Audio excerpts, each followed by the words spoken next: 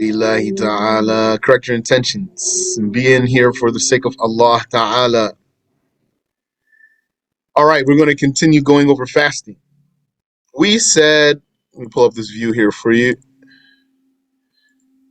Yani, you know that the book of fasting really is a relatively small one in the books of fiqh. I'm using the word book here in two different ways. This is Kitab al-Siyam, the book of fasting, the book of abstinence. This book is part of a fiqh book. So the fiqh book is the broadest one, and this fiqh book has Kitab al-Tahara, book of purification, Kitab al-Salah, book of prayer, etc., book of zakat, book of fasting, book of hajj, etc., etc. And each book has chapters and sections. So the book of fasting is a relatively small one in the books of fiqh. And you're able to have a good idea about this book of fasting. So we said there's four integrals for fasting: the sa'im, the person, the fasting person; the daytime, the intention. So the sa'im is number one, the intention is number two, the daytime is number three, and the actual abstention is number four. That's what we want to talk about today. What's left though? So we want to talk about the actual abstention. That means we're going to talk about the invalidators. To talk about this fourth integral, the imsak, the refraining, we need to actually talk about the invalidators of fasting, because that's what you have to avoid. Then there's the topic of breaking the fast and making up the fast, the redemption payment, and the kafara. That's it. But they do annex the chapter of i'tikaf, yani the case of the worship of i'tikaf in the book of fasting, because it is observed in Ramadan most. And that's the whole book of fasting. Today, inshallah ta'ala, we want to talk about the actual abstention. Fasting in Arabic is called siyam or saum, as you know, and that means imsak, refraining, holding back, abstaining. Abstaining from what? This is a particular type of abstention. We saw the definition of siyam also. It's a way of abstaining. So, from what are we abstaining? From a mufattir, a fast breaker. I could put here fast breaker. And then I could put mufattir in parentheses. Mufattirs.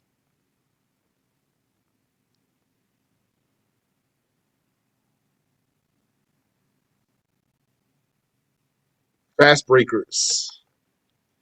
That will be detailed in their chapter. Those fast breakers that will be detailed in their chapter, which is coming now. So then really there's nothing to talk about here other than to go to those invalidators, but there's something here. So what is all of this? This is about some things that are recommended for this abstention before we get to the actual invalidators. So that information was stuffed right here, compacted here. So there's a consensus that it's recommended to delay your pre-dawn meal. Pre-dawn meal, which is a sunnah of the prophets, for your fasting. Its time starts at midnight. What's midnight? Halfway between sunset and dawn. Not 12 a.m., halfway between sunset and dawn, whatever that might be. That varies throughout the year as the seasons change, and it varies from place to place.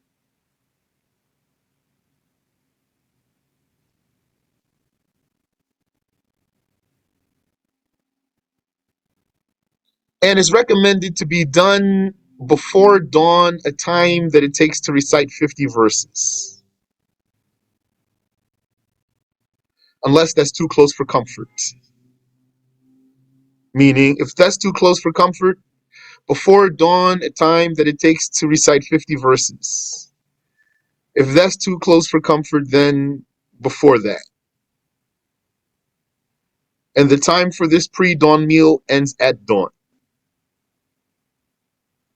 The minimum is to eat or drink even a little, like one sip of water, or one gulp of water, or one morsel that you bit and swallowed, with this intention.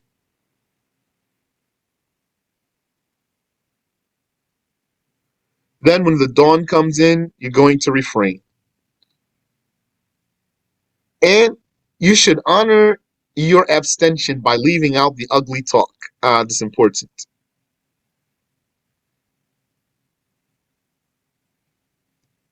There's something about fasting that should help us to be more mature.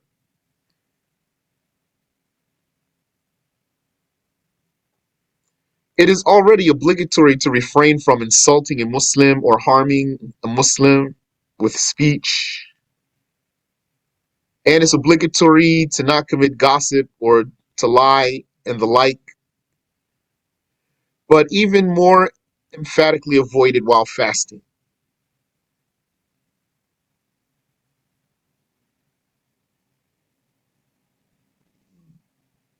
So you're going to be mindful of your behavior while you're fasting.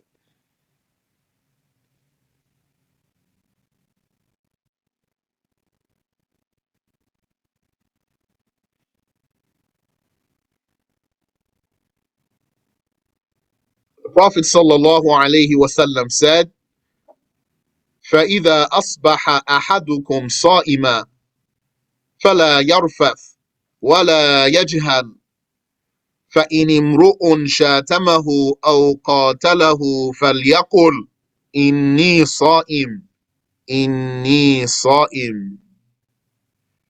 If any of you are fasting, then do not commit any obscenity or ignorance. So be on good behavior.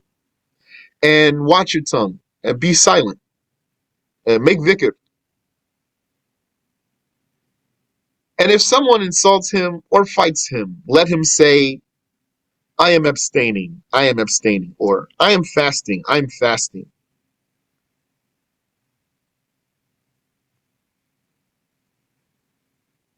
So what's there in the hadith is the adjective, I'm a fasting one. I'm a sa'im, a fasting one, or an abstaining one. One says it twice or thrice, because this is more likely to make the transgressor stop. Either he says it with his tongue to admonish the other one and to deter him, or he just says it in his heart. Okay.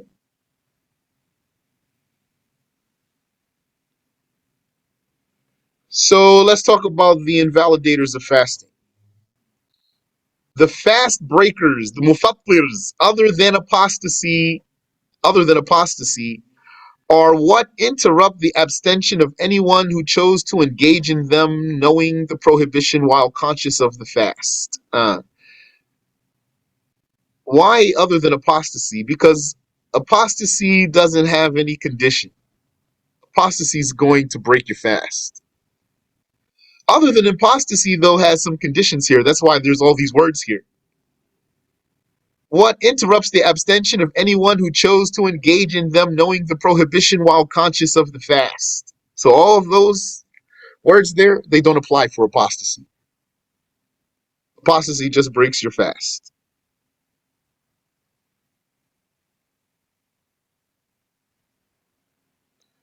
But other than apostasy, then we look. It's what interrupts your fast if you chose to engage in them knowing the prohibition. You chose to means you weren't forced to do so. You chose to engage in them. Yani, that's clear. Knowing the prohibition, you know that it's haram. While conscious of the fast means you remember that you're fasting. You didn't forget. Then your fast is broken by any of these things.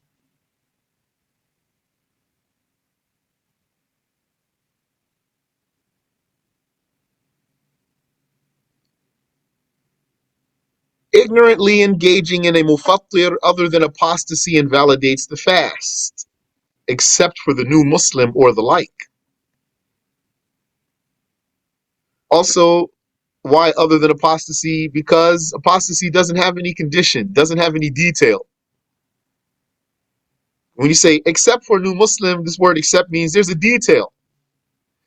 Apostasy doesn't have any details, going to break your fast.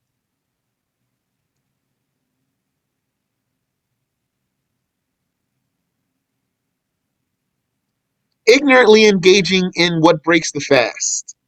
So it's a fast breaker, and you're ignorant of all that. Other than apostasy, it will break the fast except for a new Muslim or someone like a new Muslim. What makes you a new Muslim, Yani, what makes you like a new Muslim is that you're ignorant like a new Muslim. Because it is expected that a new Muslim would be ignorant of many things. And it's possible that an old Muslim is ignorant like a new Muslim. Then ignorantly engaging in what breaks the fast will not break this one's fast. Precisely. Fasting is interrupted by apostasy absolutely. So that's clear. Apostasy is interrupting your Islam, becoming a non-Muslim. Self-induced vomiting. That's clear. Made yourself vomit. Your fast is broken.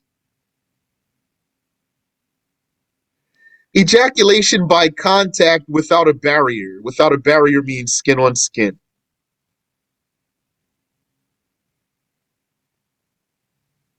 By contact, to exclude ejaculating by looking, and to exclude ejaculating by thinking, and to exclude also ejaculating while asleep.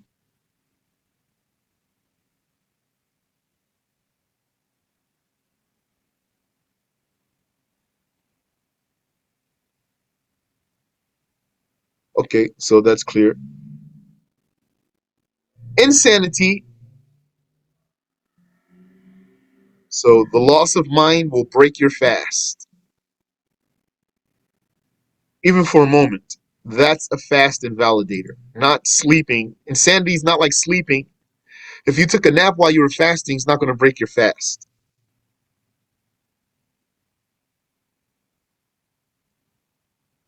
Insanity is like eating, it's going to break your fast.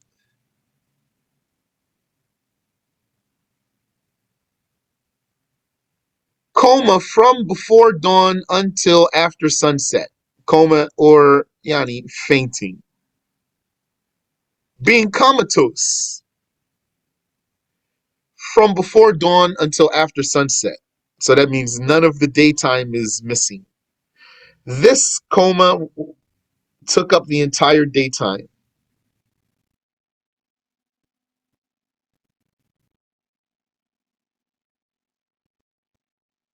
Sexual intercourse for a man. Yes. Because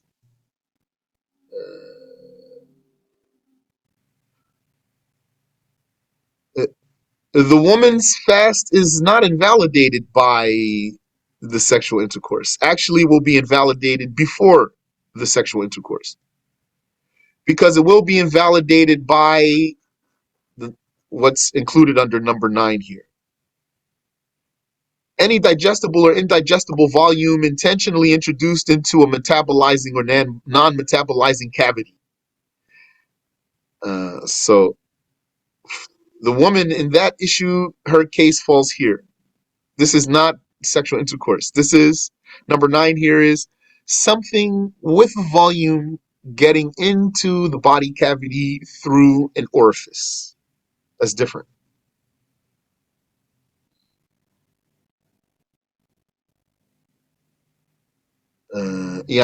So this is going to be for the man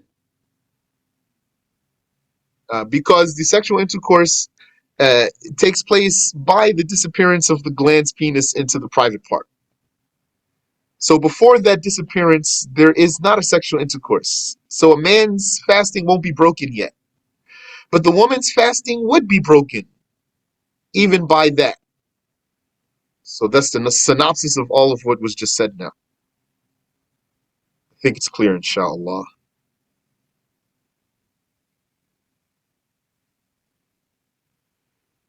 Menstrual and postpartum bleeding. So that's for a woman. So number 6 is an invalidator for a man. Number 7 and number 8. Number 7 is an invalidator for a woman. Menstrual and postpartum bleeding. That's clear. Number 8, childbirth according to one of two sayings. So that means if you don't count childbirth, then you don't have to also. You could not count childbirth as a fast invalidator.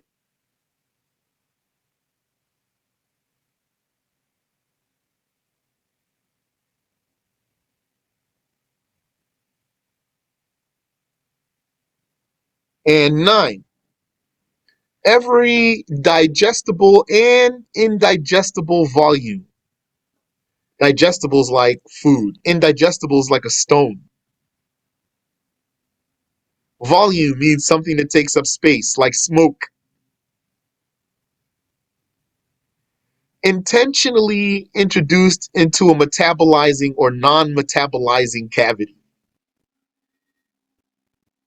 Intentionally, like you weren't forced.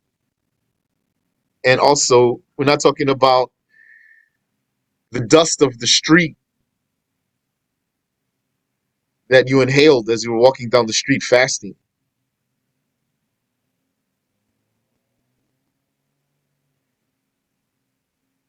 Intentionally introduced, put into a metabolizing or non-metabolizing cavity.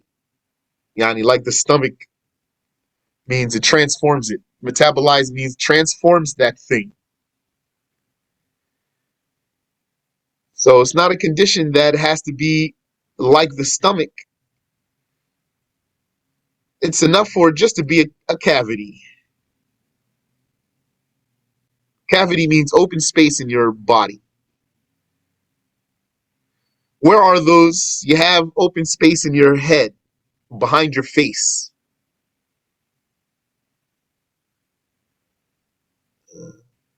And also your chest and your stomach and your bladder and your intestines.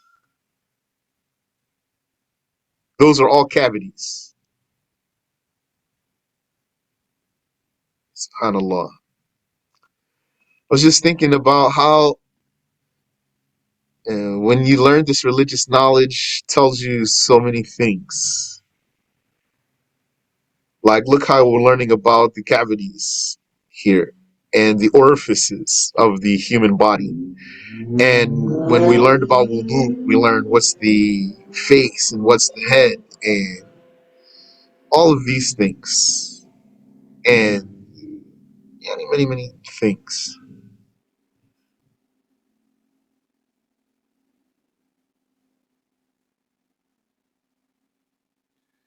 Through an original or unoriginal orifice. Originals like your mouth, your nose. Unoriginal is like a hole in your throat, a cracked skull, a hole in your stomach.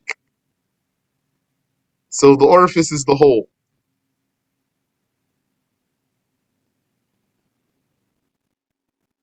While conscious of fasting, not if you forgot. If you forgot, your fast is not broken. Except pure unmixed saliva. That you are allowed to swallow it. Pure means not filthy. So here, if your gums bled and then you spit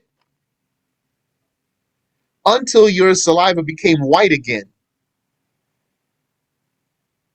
but you never used water to rinse your mouth, then you cannot swallow. Don't swallow. It's going to break your fast. That's the Shafi school. Not until you rinse your mouth because your mouth is contaminated. It has to be pure, unmixed saliva. Can't be contaminated saliva. That's going to break your fast.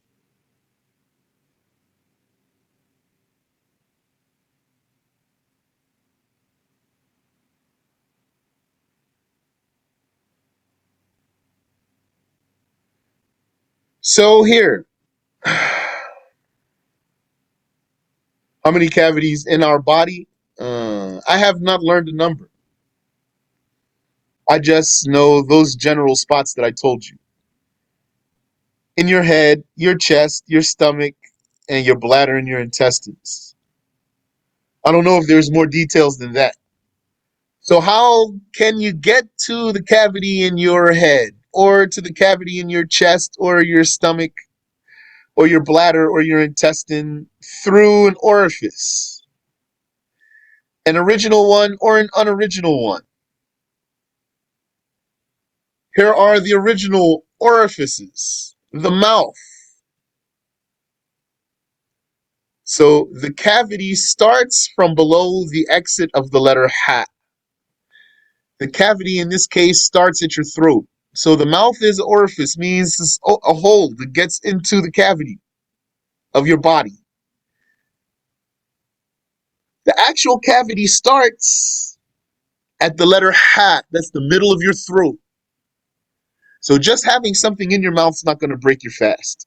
Brushing your teeth without swallowing anything is not going to break your fast. The nose and the cavity starts after the bridge. So the bridge of your nose, after the bridge of the nose means like right where your eyes are at your nose, where your eye starts at your nose, yani right behind your face, basically it means. The cavity from the nose starts right behind your face, where the bridge of the nose connects to your face.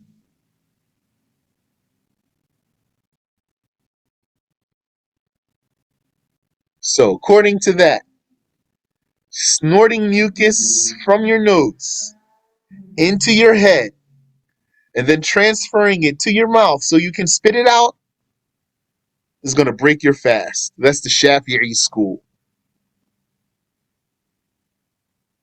Also, what's going to break your fast? COVID test. Stick the needle in your nose, far into your face.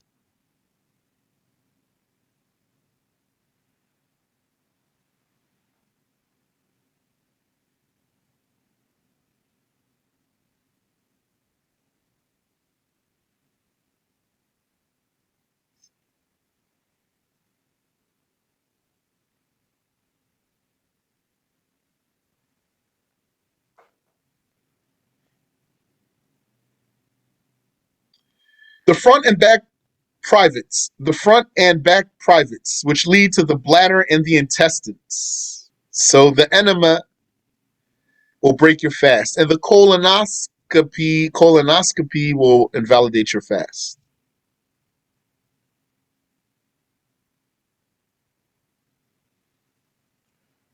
Uh, yes. And here's the detail we were talking about in this last sentence here.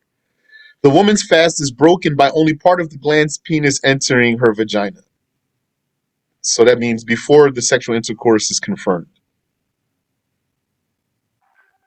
And according to some, the ears. And definitely not the eyes. Not the eyes. The eyes are not orifices into the cavity, nor the pores of the skin. And if you take the saying that the ears are an orifice to the cavity of the head, then the cavity starts after the ear canal. Starts after the ear canal. Any question? Cavity in Arabic is the jof, al-jof. You said if a guy enters a woman, her fast is broken, and only if he ejaculated, then his fast will be broken, or as soon as he enters. And what we are saying here is the exact rule is that if only part of the glands of the man enters into the woman, not the entire glands, this is enough to break her fast. And this, what has just now been described, is not called sexual intercourse. His fast is not broken, but hers is. So ejaculating is another thing. That's separate from intercourse. Inshallah, that's clear for you. You can follow up if you want to. Ameen wa fikum. Okay. We should talk about breaking the fast too before we stop tonight, inshallah. One of the sins of the body is called wisal, fasting for 2 consecutive days or more without eating something intentionally, without an excuse, excluding the messenger of God, sallallahu alaihi wasallam, meaning the Prophet was allowed to do wisal. It was not permissible for others to do wisal. That's one of the rules that are special for the Prophet alayhi salatu wassalam. So actually it's obligatory to break your fast every night. If by observation gives you definitive knowledge, 100% knowledge, if by observation one confirmed the sunset, then it's recommended to rush to break the fast. Recommended means not haram if you didn't rush, but you should. If one only thinks that the sun has set, thinks here means he's confident. If he's confident the sun has set, not he has 100% certainty, he's confident, then it's not recommended for him to rush. Not recommended to rush. Confident by ijtihad. So by some way, he was confident the sun was down. Now it's not recommended for him to rush. But if by observation he was 100% knowledge, not merely confident, then it's recommended for him to rush to break the fast. And if you have no sign of sunset, or if you're doubting if the sun set, it's not permissible to break your fast. So what level does your heart have to be at to be able to break your fast? The level of confidence. And then at the level of confidence, it's not recommended to rush to break your fast. And when is it recommended to rush? When you know with 100% knowledge, not mere confidence. Goes back to some of the lessons we took. That's the application of that knowledge. This talk here is the application of that knowledge. The best is to break the fast with rutab. Rutab is stage before becoming a date. If not, then with dates. And if not, then with Busr, or is the busr the state before being a date? Now I don't remember. So then we'll just say the words that are there. The best is to break the fast with the rutab, and if not, then with dates, and if not, then with busr. These are all different stages of this fruit. And if not, then with water before praying. And is recommended to take 3 of whatever one uses. 3 dates, 3 sips of water, for example. And after breaking, it is recommended to say, Allahumma laka sumt wa ala rizqika aftar ذهب الظمأ وابتلت العروق وثبت الأجر إن شاء الله. O Allah, for you I have abstained, and with your provision I have broken my fast. The thirst has gone, the veins have moistened, and the reward is confirmed, God willing. So let's stop there. Insha'Allah ta'ala, what's left for us, making up the fast and the redemption payment and the expiation was probably all can go together in one lesson. And then there's the i'tikaf. And then I want to go back to the beginning and fill in some details with you and look at some of these footnotes too. So we'll review very well, inshallah. Any question? You said, so if the wife isn't fasting, her husband can enter her without him breaking his fast? Well, when you say can, this doesn't mean permissible. It's not permissible for him to be intimate like this uh, without him breaking his fast, according to the detail that I mentioned to you. It won't break his fast. Doesn't mean it's permissible, though, to engage in that while fasting, the obligatory fast. You said, could you please clarify rinsing the mouth from any contamination? So if a person's gums bled, for example, what would he do? What should he do? He should rinse his mouth out with water without swallowing any if he's fasting. And then that's it. So if he does not rinse his mouth out, his mouth's still going to be contaminated or anything. As long as he doesn't swallow the water, there's nothing that breaks his fast. But I never used the word contamination for food. I'm not going to use the word contamination for food.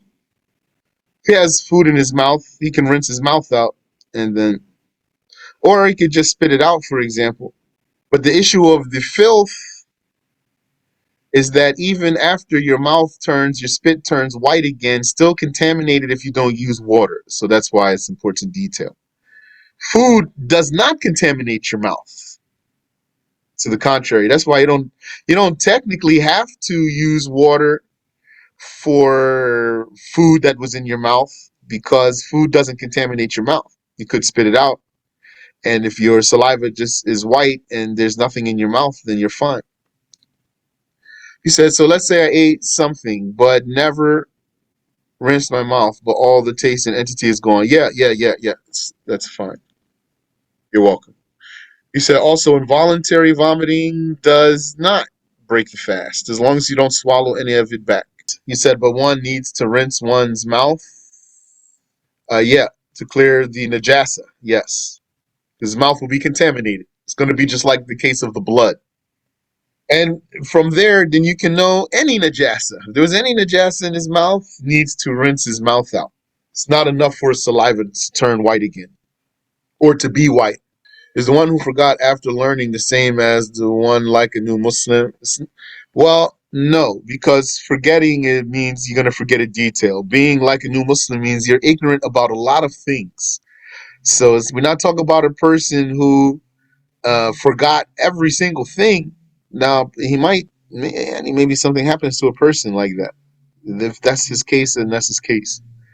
But being like a new Muslim refers to being ignorant like a new Muslim, not forgetting a case merely.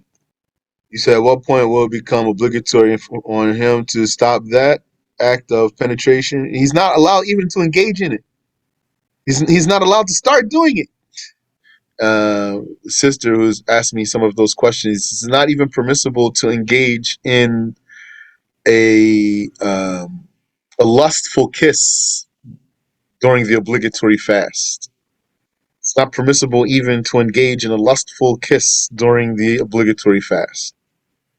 What's the estimated time of 50 verses? 50 verses is about 20 minutes, a half hour, for example.